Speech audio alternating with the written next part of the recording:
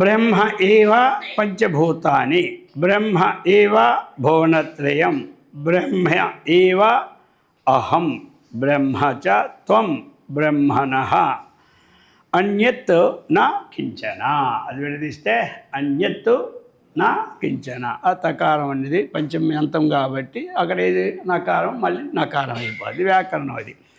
కాబట్టి ఇక్కడ ఎందుకంటే కొంతమంది ఈ ఉపాసకులు ఉంటారు కదా, ఏమి ఈ ఉపాసకులు అదే సత్యడిస్తారు. అదేమో బ్రహ్మ కంటే భిన్నంగా ఉన్నదని భావన మనకు ఉండదు. వాళ్ళకేమిటి ఇది భిన్నము అని భావంతో వాళ్ళు ఉపాసిస్తారు. అదే భావనతో ఉపాసిస్తే గొడవ లేదు. అంతా బ్రహ్మమని చెప్తే ఏం బాగుంటుంది? మనం పెట్టుకున్న మతం ఏం అభివృద్ధి చెందుతుంది? ఇది అందరూ చెబుతూనే ఉంటారు. మన మతం స్పెషల్గా ఉండాలని చెప్పి లేని దానికి వని తెస్తారు, ఉన్నదానికి వని తీసేస్తారు. ఇది ఎక్కువ అయిపోయి జాడ్యంలో కూడా. అర్థమైందా? అబ్బో వీళ్ళందరినీ జాడ్యాంధకారులు అంటారు. అర్థమైందా? మా జాడ్యంతో కూడేవారు. అందుచేత పంచభూతాలను ఇప్పుడు ఏమంటారు? బ్రహ్మైవ పంచభూతాన్ని. పంచభూతాలు బ్రహ్మము కంటే భిన్నమో కాదు. ఎందుకు కాదంటే ఏం చెప్తారు సమాధానం?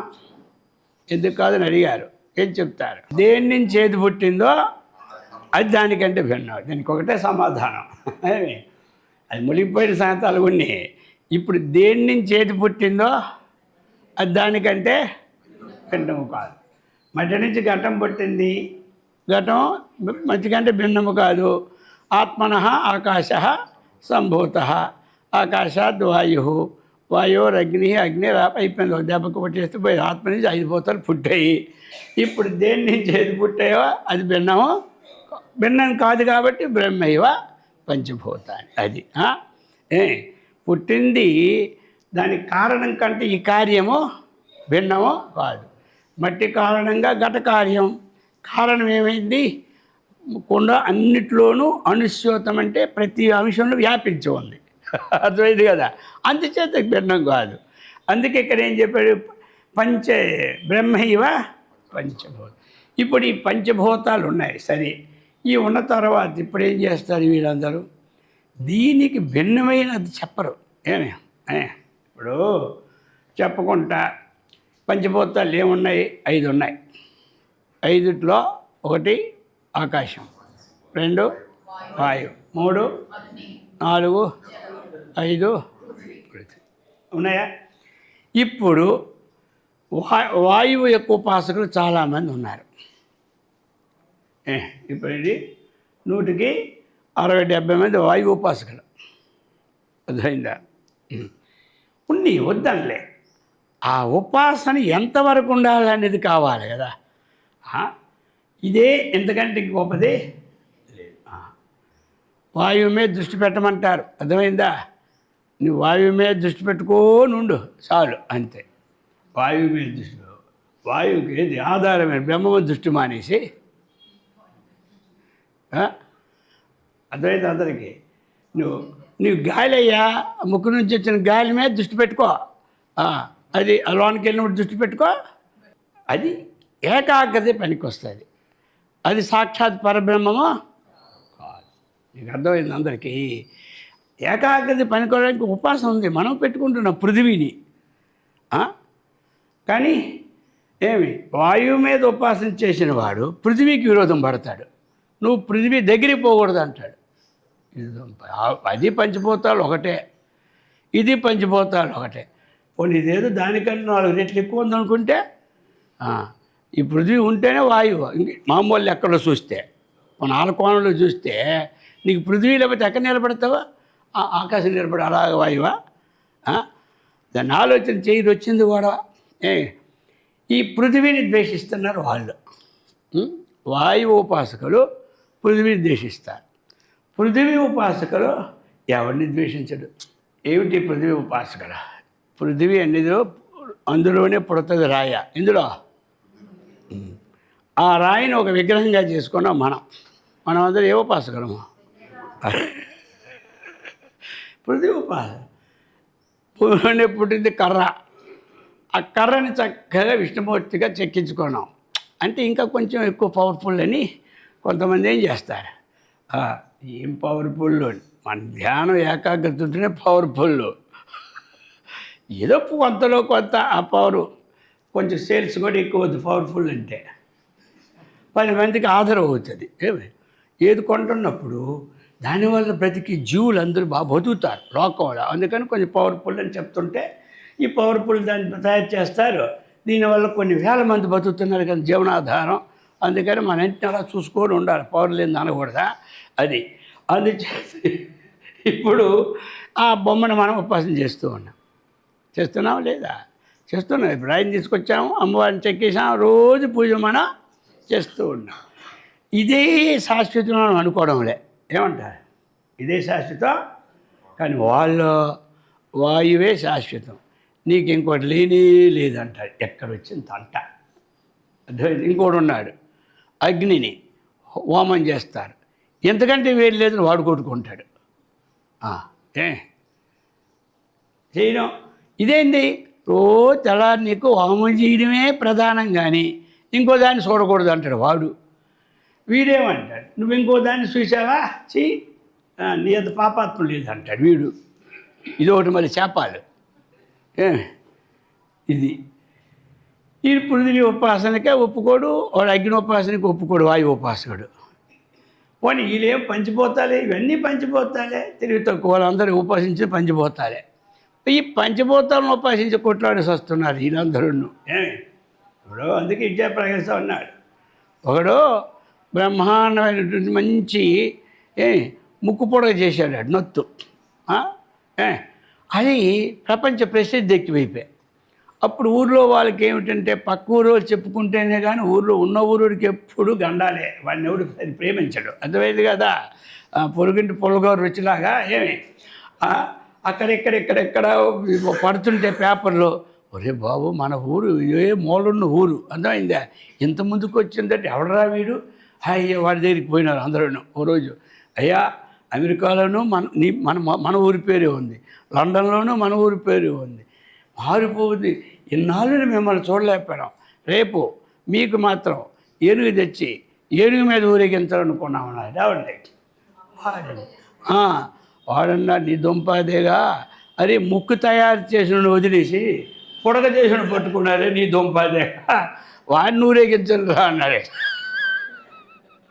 అది జ్ఞాని పాపం, అజ్ఞానం నన్నే ఊరేగించండి అంటాడు. అర్థమైందా? కాబట్టి ఆ ముక్కోటి ఉంటే కదా నేను పొడగ చేశాను, అదెవడు పుట్టించడం, వాడిని ఊరేగించమన్నాడు. అప్పుడు బోధించాడు. అర్థమైంది కదా? అందుచేత అసలు మర్చిపోయి ఈ ఉపాసన చెప్పి మానవుడికి పిచ్చెక్క పెట్టేస్తున్నారు అందరూ. వచ్చింది గొడవ అన్నాడు కాదు, చెయ్యు, నీవు ఏ ఉపాసన చెప్పినాడు ఆయన, వాడు నీకు ఇచ్చినాడు. ఎవరు? భగవంతుడు భగవద్గీతలో నా బుద్ధి భేదం జనయేత్ అజ్ఞానాం కర్మ సంగీనాం జోషయే సర్వకర్మాని విద్వాన్యుక్త సమాచన్. ఉపన్యాసం చెప్పేవాళ్ళు మీ ఇష్టం వచ్చిన చెప్పొద్దు అన్నాడు ఎవరు? కృష్ణ పరమాత్మ. వాళ్ళందరికీ ఒక వార్నింగ్ శ్లోకం ఇచ్చినాడు. అర్థమైందే? నువ్వు వాడు చేస్తున్నాడు ఉపాసన, భజన వాడు చేస్తున్నాడు. పూజ, నువ్వు వెళ్ళి ఈ పూజ మాని ఇది మాని నా గాలి మీదే ఉండాలా, నువ్వు చెప్పకాలా. నువ్వు వాడి దగ్గరికి వెళ్ళి నువ్వన్నీ మాని నా అగ్ని మీదే ఉండాలంటాడు వీడు. వీడు చేసింది పంచభూత ఉపాసనే, వాడు చేసింది పంచభూత ఉపాసనే. ఈ ఉపాసనకు అతీతమైన పరమాత్మ కదా తెలుసుకోవాలి. చెప్పవలసింది ఏం చెప్పాలి వాళ్ళు? ఇది నీకు ఒక ఏకాగ్ర చిత్తం వస్తుంది. జన్మ ఉంటే ఉత్తమ జన్మ వస్తుంది, వచ్చే జన్మ కూడా నీ కష్టేష్టాలు వస్తాయి, అంతేగాని మోక్షం రాదు. ఇది చెప్పరే, ఇదే మోక్షం అని మోసం చేస్తే తప్పది. ఏమంటారు? మనం అలా మోసం చేయకూడదు ఎవరిని. ఉన్నది ఉన్నది చెప్పాలి. వింటే విన్నారు, లేకపోతే మనకేం పోయింది అందున. ఏమి ఉన్నది సత్యం సత్యంగానే ఉండాలి ఎప్పుడు కూడా. అది అనమాట. అది అప్పుడు ఏమవుతుంది, ఇవన్నీ దేన్ని మనం నిందించకూడదు. ఒక పని ఒకడు పెట్టుకొని పక్కవాడిని నిందించకూడదు. అర్థమైంది కదా? అది కూడా ఒక ఉపాసనే. దాంతోనే తాదాత్మ్యం చెందే రామకృష్ణ పరమహంస ఆత్మజ్ఞానం పొందాడు. అర్థమైంది కదా? రమణ మహర్షి ఈశ్వరుని ఉపాసన చేసి ఆత్మజ్ఞానం పొందాడు ఆ యొక్క తిరువణామలలో. అలాగే ఎంతమంది పొందలేదు చెప్పండి. అలాగనే మహర్షి మలయాళ స్వాముల వారు ఆ తిరుపతిలో కూర్చొని 12 సంవత్సరాలు తపస్సు చేసి ఏమి చక్కగా వెంకటేశ్వరుని ఆధారంగా పెట్టుకున్నారు, ఆత్మజ్ఞాని అయిపోయారు, ఏమి తాపించారు. అలాగే ప్రతి వారు కూడా ఇది ఇప్పటి వరకు పొందిన వాళ్ళందరినీ కొట్టుబారేసి ఇదేదో అనుకుంటే ఏముంది, పోనీ ఇదేదో అనుకుంటే పరమాత్మ నిజమంటే ఇది అబద్ధమే, అది అబద్ధమే. అదే వాస్తవికమైంది ఆత్మతత్వం. మనం ఎన్ని చేసుకున్నా ఏది చేసినా మన ప్రాధాన్యత అంతా వారి అనుగ్రహంతో మనం ఆత్మజ్ఞానం పొందడమే. మనం అందులో ఉన్న చైతన్యము, మనము ఏకం సత్తు, ఈ జ్ఞానం రావాలి. అందుకని ఏదో ఒకటి ఉండాలి. ఏది లేకపోతే ఏది లేదు. అక్కడ ఏముందా, అది ఉందా కానీ అక్కడ ఏమీ లేదంటారు. అర్థమైందే.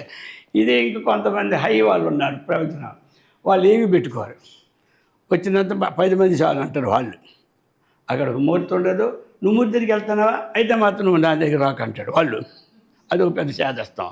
ఎటుకెళ్ళినా నువ్వు హోమం చేస్తున్నావా, అచ్చే నువ్వు నా గడప ఎక్కకంటాడు. అంటే అదే ఒక హైయెస్ట్ అండి. ఆ స్టేజ్లో అందరూ ఎంతమంది ఉంటారు? పిహెచ్డీకి వెళ్ళాలంటే కొంచెం ఉండాలి కదా, రాయాలంటే. ఏమి 10వ తరగతి పిహెచ్డీ చెప్తే ఏమొస్తుంది వాడికి? అది ఒక రకం. అందుకనే భగవంతుడు అందరికీ వార్నింగ్ ఇచ్చాడు. నా బుద్ధి భేదం జనయేతు అజ్ఞానాం కర్మ సంగీనాం. వాస్తవాన్ని తెలియకుండా కర్మతో ఆసక్తి కలిగి ఏదో చేసుకుంటున్నాడు, భజన చేస్తాడు, పూజ చేస్తాడు, ధ్యానం చేస్తాడు, సేవ చేస్తాడు. నువ్వు అక్కడికి వెళ్ళి ఇది బాగాలేదు, నువ్వు ఇక అన్నీ వదిలిస్తే నేను నీకు అహం బ్రహ్మ అని చెప్పిస్తాను అయిపోతే నీకు ఆ మొక్క నువ్వు అక్కడ ఎత్తకూసు. అర్థమైందా? జోషయేత్తు, వాడికి జోషప్రీతి సేవనే జోష. దానికి జోషయేత్ అంటే దాని మూలధాతుకి అర్థం ఏంటి? జోష ధాతుకి ప్రీతి సేవనం. వాడి ప్రీతిని పుట్టించు. అబ్బా ఏం భజన చేస్తున్నాడయ్యా, నీలాగా భజన చేసినాడు నభూత అనేసరి వాడు ఇంకా తన్మయ. అబ్బా స్వామీజీ నన్ను ఎంత బాగా మెచ్చుకున్నాడంటే ఈ మెచ్చుకునే దాంట్లో వాడికి మొత్తం ఏకాగ్రత వచ్చి వాడు మై మర్చిపోతాడు ఉన్నాను కూడా అన్న. అప్పుడు ఏమైపోద్ది, అలా పైకి వెళ్తాడు. ఇప్పుడు అంతమంది మీకు చిన్న కథ చెప్పాను చూడు. ఇప్పుడు వాళ్ళిద్దరూ తపస్సు చేసుకుంటున్నారు, ఇద్దరు స్నేహితులు అడవిలో. వీడికి వాడికి 5 కిలోమీటర్ల దూరం. అక్కడికి వెళ్ళినా నారదుడు పోతున్నాడు తోవలో, వాడి దగ్గర వస్తుంటే కనపడ్డాడు. ఏదో మంచినీళ్ళు అడిగాడు నారదుడు తోవలో. రండి స్వామి, మీరు పేరు ఎవరైనా వచ్చే పేరు అడగడం మొదటి సాంప్రదాయం కదా, మీ పేరు నారదుడు అంటే మీ పుస్తకాలు ఆ నారదుడు మీరు ఒక ఆయనేనయ్యా నేను అన్నా. అయ్యయ్యో కొమ్ముడి రండి కూర్చోండి అంటే మంచినీళ్ళు ఇచ్చాడు. ఎక్కడికి వెళ్తున్నా? రోజు వైకుంఠం వెళ్తా. ఒక మొక్క చెప్పు, మీ భక్తుడు అక్కడ ఓం అష్టాక్షరి మహామని చెప్పిస్తున్నాడు, నీ దర్శనం ఎప్పుడు అవుతుందో అడగమన్నాడు వీడు. అంతే. వాడి దగ్గరికి వెళ్ళాడు. తోవ కదా ఇది కూడా, తోవల ఆయన కూడా పిలిచి ఈ మొక్క అడగమన్నాడు. ఈయన వెళ్ళాడు. అన్ని పనులేని ఈ భక్తులు ఇద్దరు తపస్సు చేస్తున్నారు, మరి వారికి ఎప్పుడు నీ దర్శనం అవుద్దన్నాడు. వాడు ఆయన చెప్పాడు, ఎవడ తల మీద ఎన్ని వెంట్రుకలు ఉంటాయో అన్ని సంవత్సరాలు అయిపోయిన దర్శనం ఇస్తాను చెప్పిపో అన్నాడు. ఆయనకి ఏం కావాలి, చెప్పింది చెప్పడం కావాలి. ఆయనకి ప్రశ్న దాండకు ఏదో తోవలు కనబడ్డాడు, ఈయన చెప్పాడు, నాకేదో మధ్యలో లేడిపోయిన గొడవ. వచ్చాడు. ఆ మొదటి వాడు ఫస్ట్ వచ్చాడు. ఏం చెప్పాడు? ఏం లేదని నీ తల మీద ఎన్ని వెంట్రుకలు ఉంటాయో అప్పుడు నీకు దర్శనం అవుతాడు అన్ని సంవత్సరాలు. అప్పుడు మీరు చెప్పారంటే సత్యం కాబట్టి ఇంకా నాకు తపస్సు ఇప్పుడు అక్కర్లే, ఇంకా కొన్ని జన్మల తర్వాత పెట్టుకుంటాను అని చెప్పి తట్టబొట్టచ్చు వాడు అడ్డే పోయాడు. వీడి దగ్గరికి వచ్చి ఇదే చెప్పాడు. వీడేమిటంటే అన్ని జన్మలకైనా వస్తానన్నాడా, ఎంత కరుణయ్యా, ఎన్ని ఇప్పటికే కొన్ని జన్మలు గడిచినా వస్తానన్న మాట చెప్పాడు కాబట్టి వస్తాడు ఇప్పుడే నాతోనే అన్న చెప్పి ఆ తన్మయ్య చెత్తిపోయి ఠాక్కున బొచ్చడము అదే పక్కకలగా అయిపోయాడు. జీవితా వీడికన్నా వాడే మంచోడు, వీడికి ఏమిటి వీడికి బీపీ ఉందో, హార్ట్ కంప్లీటో సచ్చడేమో ఈ దెబ్బకి. పాప ఆయన కంగారు ఎవరు పాప నా దగ్గర చేయి పట్టుకొని చూశాడు. చూస్తే నాయుడు ఆడుతాను సావలే. అది 1 అవర్ అలా కూర్చున్నాడు. ఎందుకు ఇది తాడు పెట్టి తెలిసిపోవాలి కదా పాపం. కొంతమంది ఏంటంటే వీడి దగ్గర ఉంటే ఏదైనా పోతే నా మీద వద్దరు పోతారు అలా పక్క నుంచి.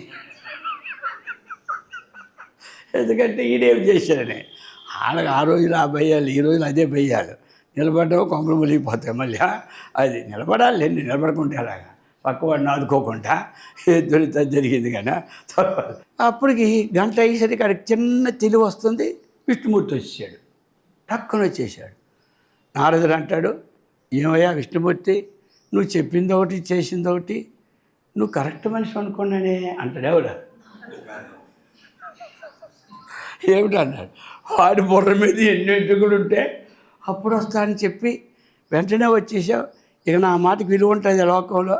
ఈయన సాగు వీడిది, ఈయన సాగు ఈయనది. ఆ వచ్చాడు సంతోషపడకూడదా? నా మాటకి విలువ ఉండదు. ప్రతి దగ్గర ఇదే కర్మ. ఏమి ఆ సీతమాచరపు ఎక్కడ తిరిగినా, రామేశ్వరం వెళ్ళినా శరీరం పోతున్నట్టు నా మాటకి ఏ విలువ ఉంటుంది అంటారు. ఆగు, నువ్వు ఆగు, తొందరపడు, నీ మాటకి విలువ ఉందన్నాడు. ఏ విలువలే, అయిపోయింది. ఇంకెవరు నమ్ముతాడు నా మాట? ఉన్నదయ్యా విను.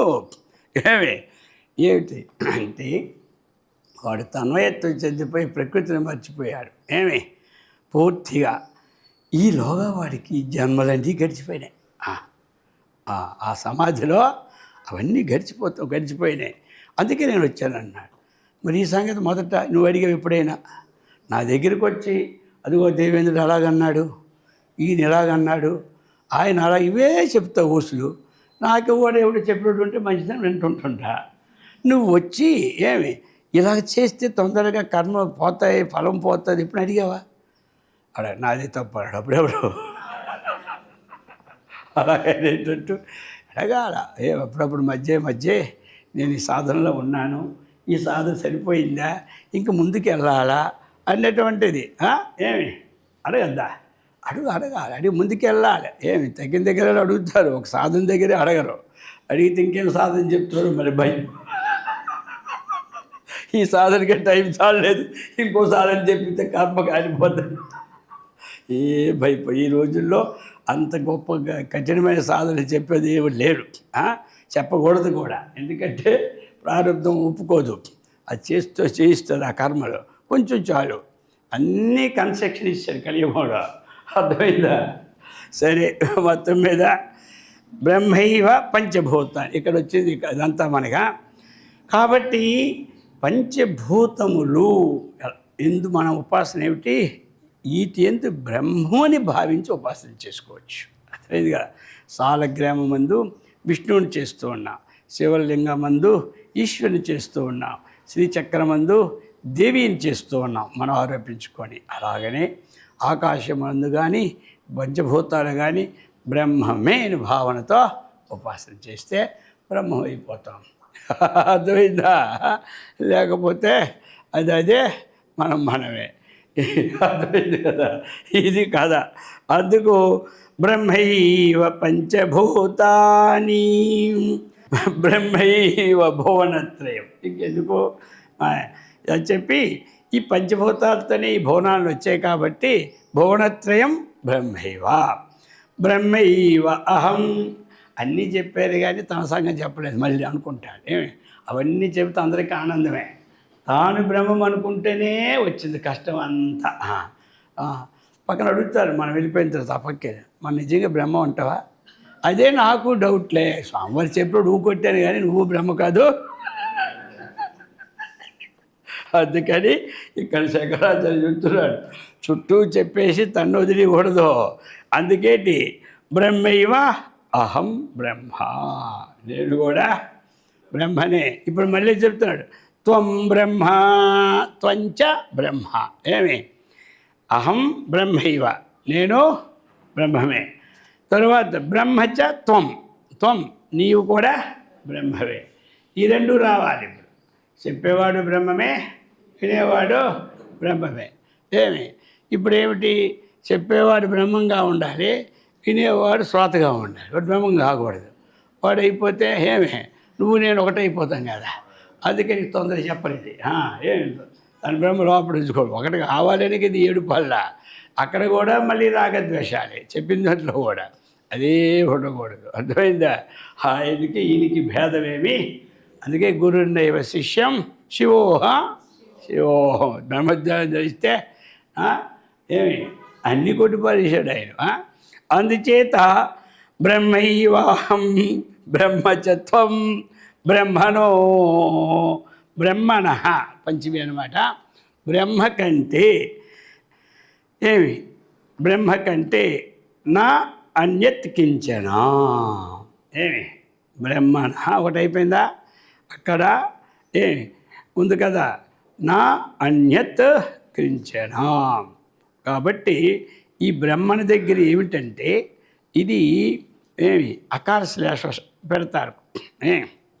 బ్రహ్మ దగ్గర బ్రహ్మణ దగ్గర 2 అంకె పెడితే అది ఆహా కింద లెక్క. అది కొంతమంది వ్యాకరణం వచ్చినప్పుడు తెలిసిపోద్ది.